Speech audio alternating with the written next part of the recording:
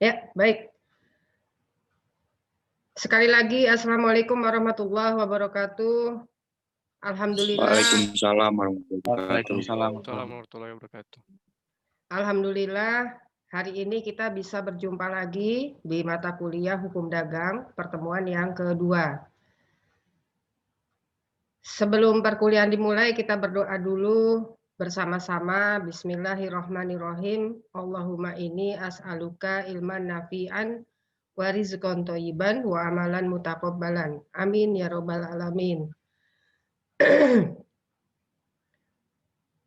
Pertama-tama kita panjatkan puja dan puji serta rasa syukur kita kehadirat Allah Subhanahu wa taala yang pada hari ini sudah memberikan nikmat rezeki, kesehatan, kemauan dan kemampuan untuk dapat hadir di sini live session Zoom untuk mata kuliah Hukum Dagang pertemuan kedua. Juga tidak lupa kita sampaikan salam hormat kita penuh rasa rindu dan cinta kasih kepada satu-satunya junjungan kita Baginda Nabi Allah Muhammad Shallallahu Alaihi Wasallam beserta keluarga dan para sahabat.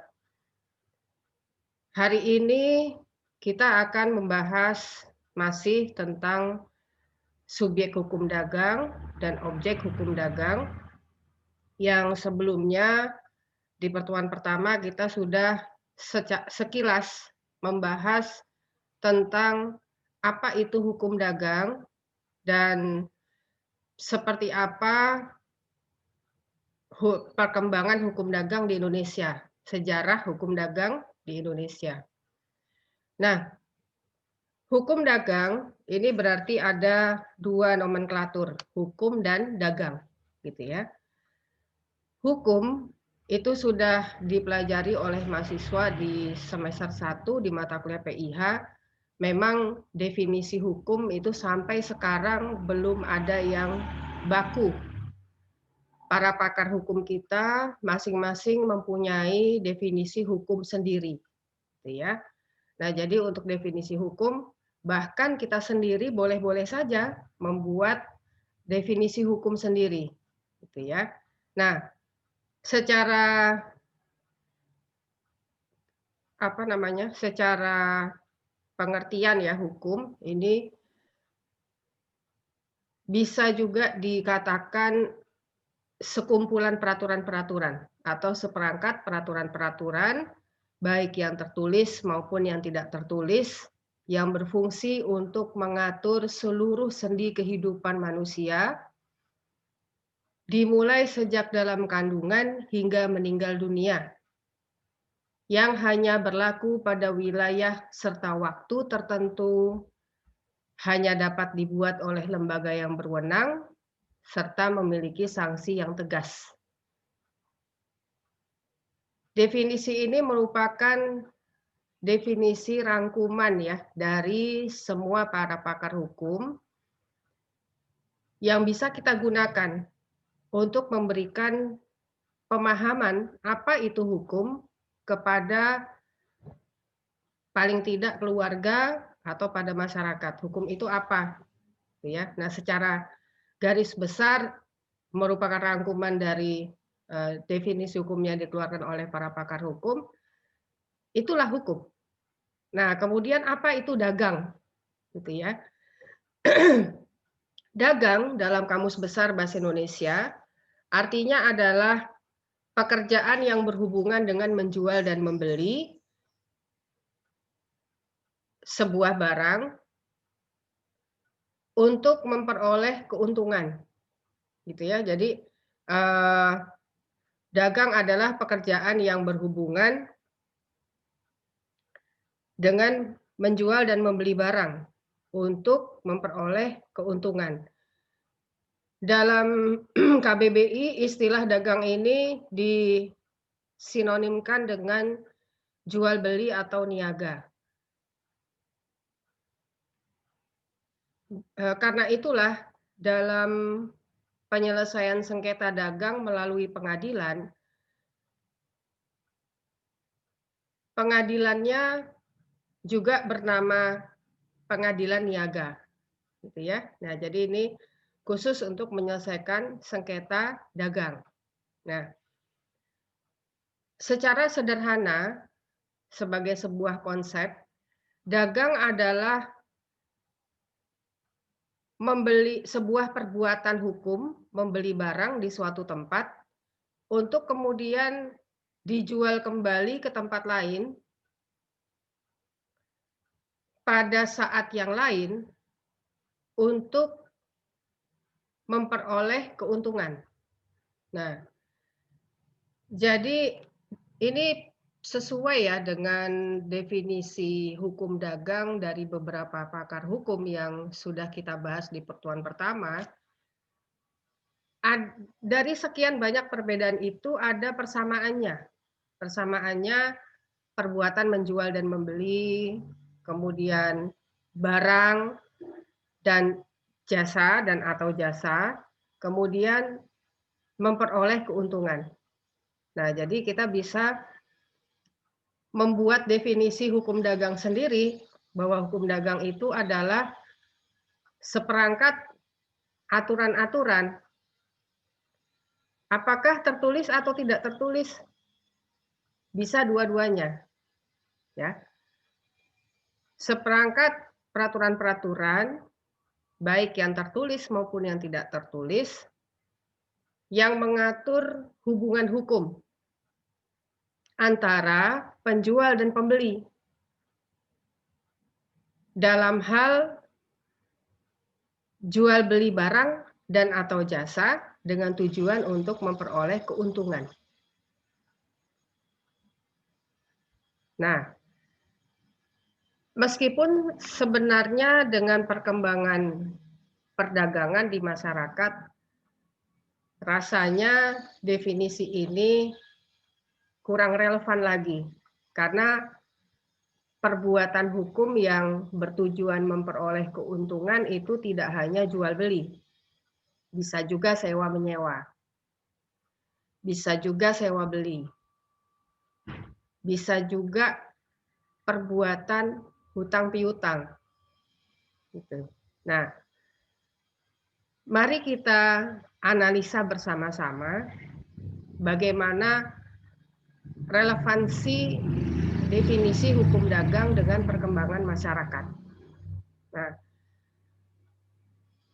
tadi dikatakan bahwa perbuatan hukum yang tujuannya untuk memperoleh keuntungan kan tidak hanya jual beli, bisa sewa menyewa, bisa sewa beli, bahkan bisa hutang piutang.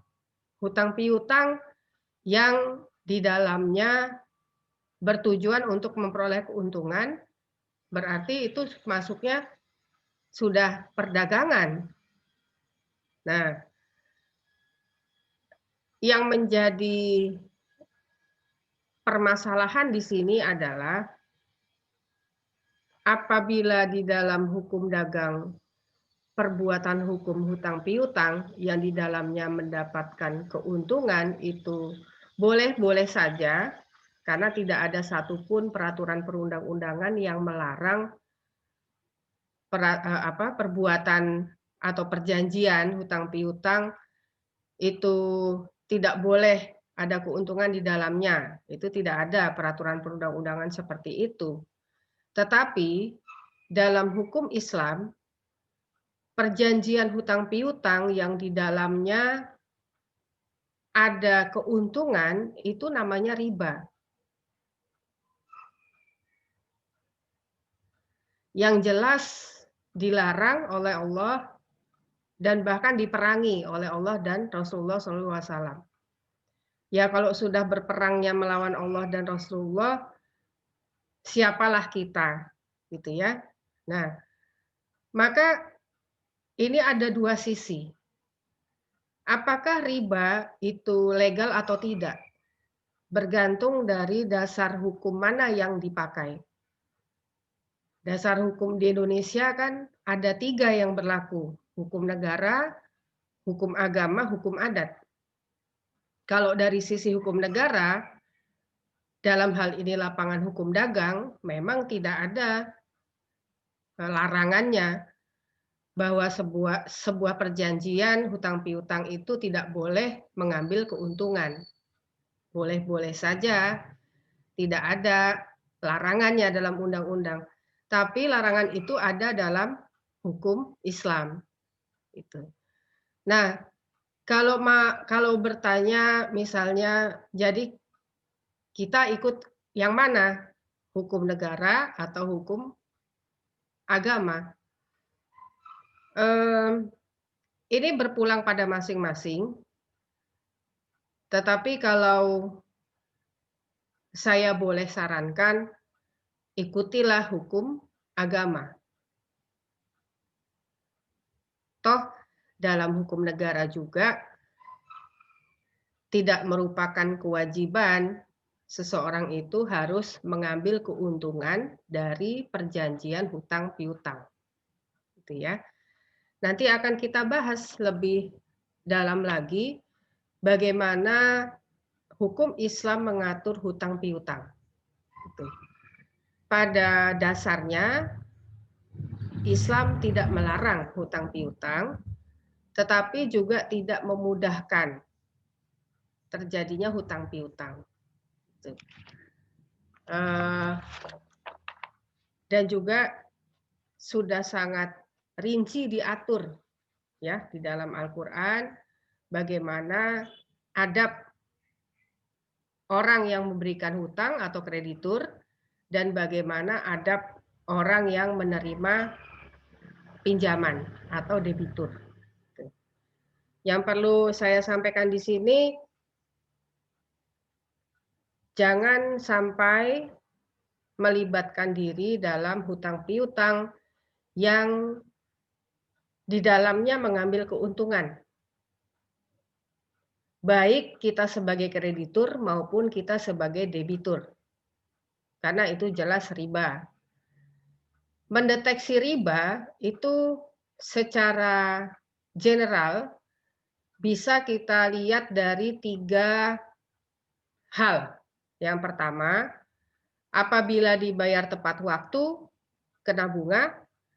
Apabila dibayar terlambat, kena denda. Apabila ingin membayar sebelum jatuh tempo, kena penalti. Nah, salah satunya saja ada dalam sebuah akad, ada dalam sebuah perjanjian, maka itu adalah riba. Berhati-hati kalau melihat misalnya atau mendengar bisa membeli barang secara kredit, gitu ya. Kredit itu hutang piutang ya. Karena, nah ini nanti akan kita bahas lagi. Kalau dalam hal pembelian secara kredit, apakah hukum dagang Islam, hukum bisnis Islam itu memperbolehkan? Gitu ya. Nah, nanti kita bahas lagi. Itu akan kita bahas nanti belakangan, kita akan bahas dulu subjeknya, subjek hukum dagang. Subjek hukum dagang atau hukum bisnis atau hukum ekonomi, ini berbagai macam istilah yang diberikan oleh para pakar hukum, adalah manusia dan badan hukum. Subjek hukum dagang adalah manusia dan badan hukum.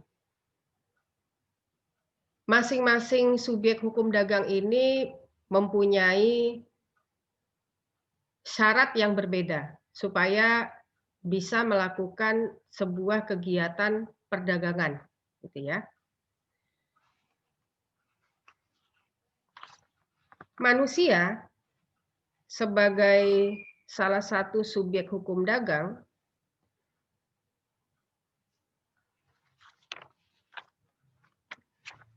mempunyai kekuasaan untuk membuat sebuah perjanjian.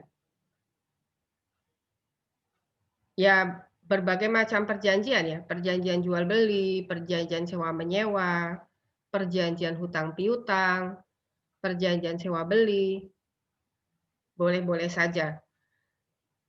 Tapi ada syaratnya. Yang pertama, dia harus dewasa. Yang kedua, harus sehat akal pikiran atau sehat jiwanya. Yang ketiga, tidak berada dalam pengampuan.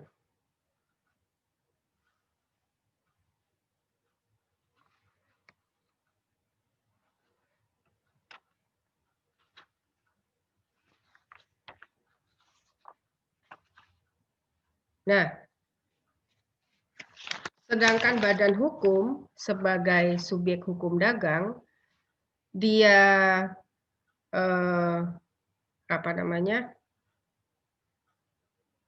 terikat pada syarat-syarat, dapat membuat sebuah perjanjian ya, tapi terikat dengan syarat-syarat bahwa dia masih menjadi badan hukum pada saat dia membuat sebuah perjanjian.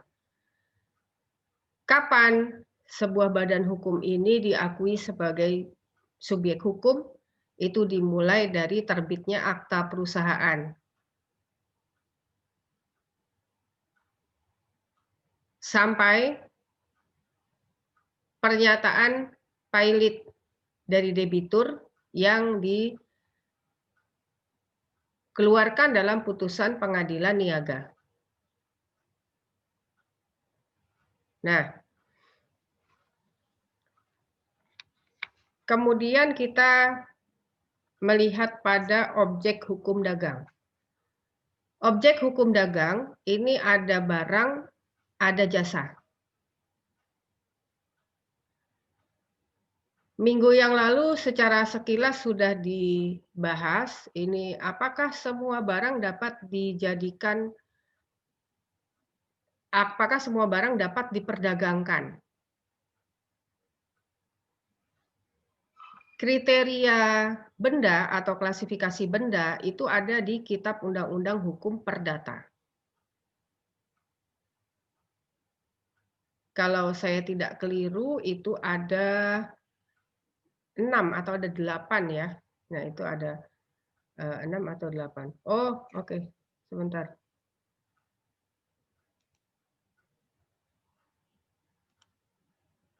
Ya.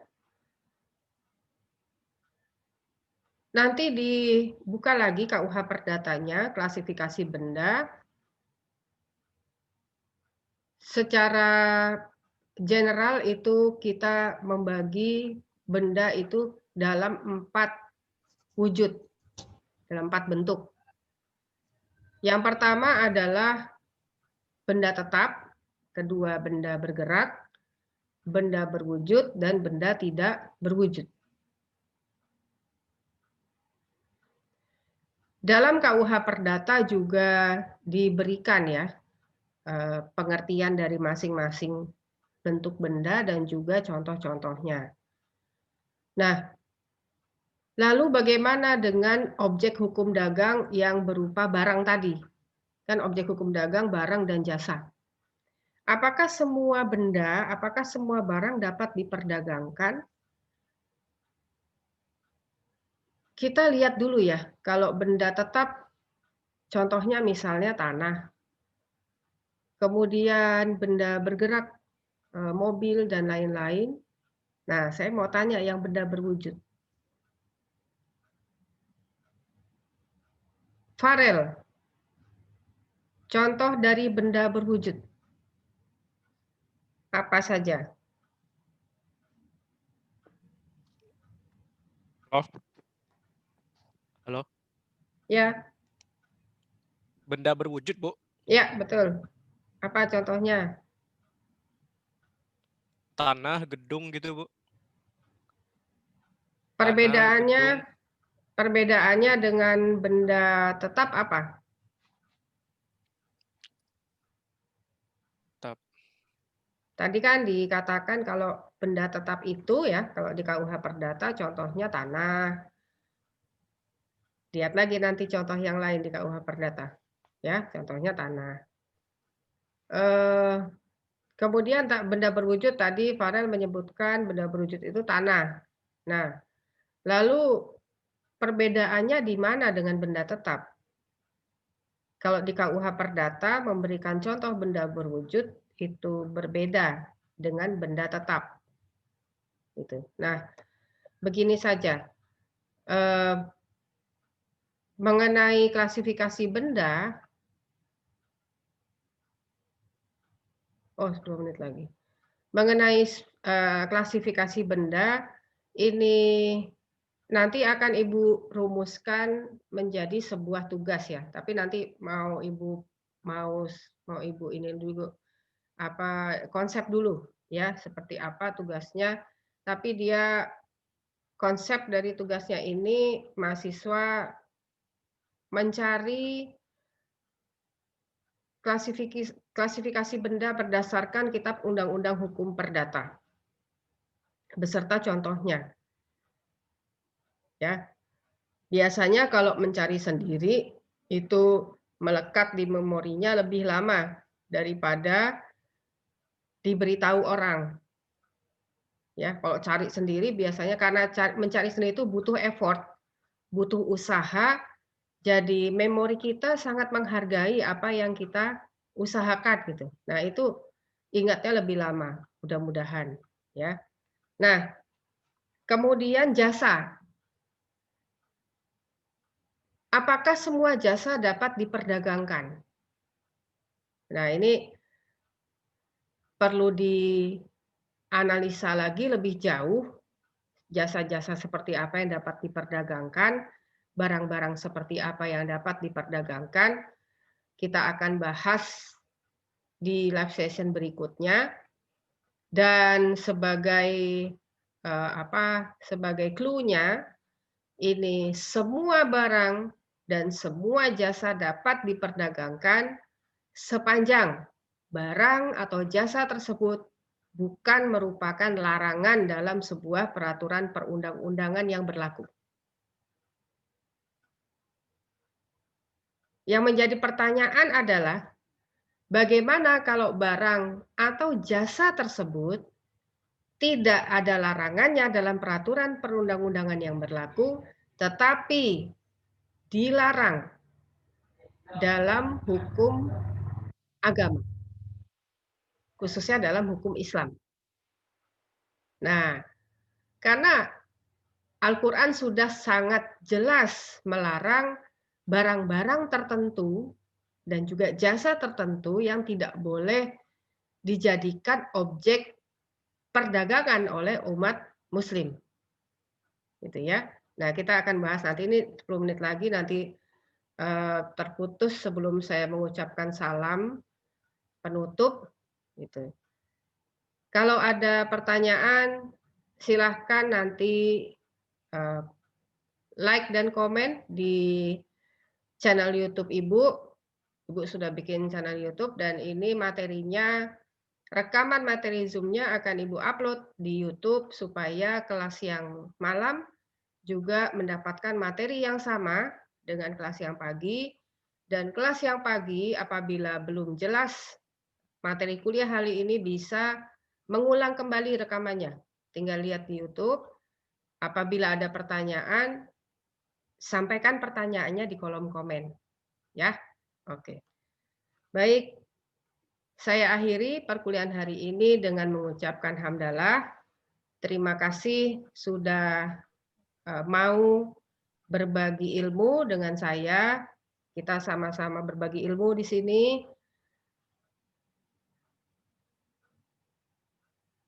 Nasrun minallah wa fathun qarib wa basiril mu'minin fastabiqul khairat. Wassalamualaikum warahmatullahi wabarakatuh. Waalaikumsalam warahmatullahi wabarakatuh. Ya. Terima Ibu kasih, Bu. izin live streaming dulu ya. Iya, Bu.